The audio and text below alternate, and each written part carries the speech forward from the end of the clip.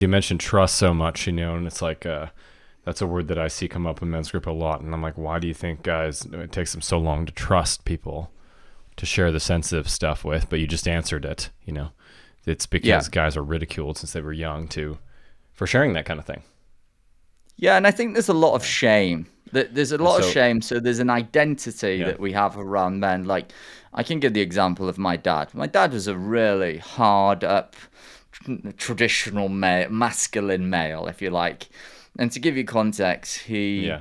when his father passed away, I remember on the day of the funeral, my dad turned around to me and he said, "I hope I don't make a fool of myself." And I said, "What do you mean, Dad?" He said, "I hope I don't cry."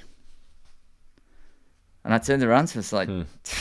Dad, it's your dad's funeral. Like, no one's going to ridicule, no one's going to laugh at you for showing your emotion. And if anything, it's your body's way of actually helping you to heal and release that. It's naturally wants to come out. It's your body's natural instinct to do that. And that was just a classic example of how Yeah. my dad had been conditioned, but also how he brought me up as well.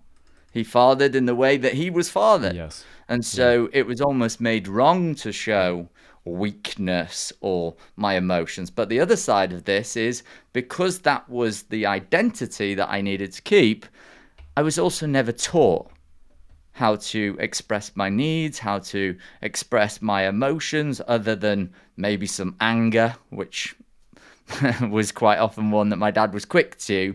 And so certain Hmm. emotions were okay, according to my dad, but then I never got guidance or support on how to actually express the other emotions because he wasn't taught either.